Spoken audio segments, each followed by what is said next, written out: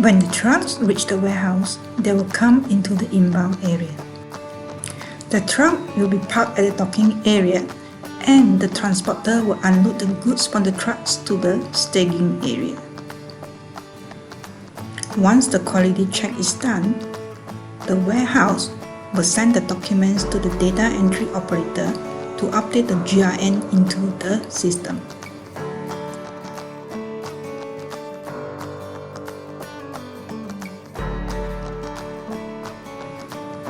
GRN documents will be created and print with the informations to the warehouse user. The warehouse user will carry the goods and put away in the bin location.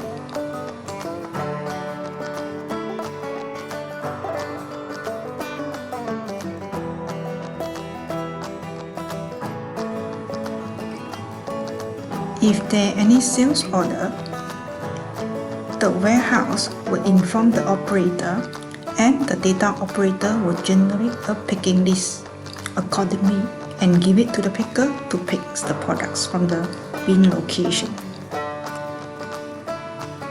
After picking the item, the picker goes to the packaging area, and the packer will prepare the packing process.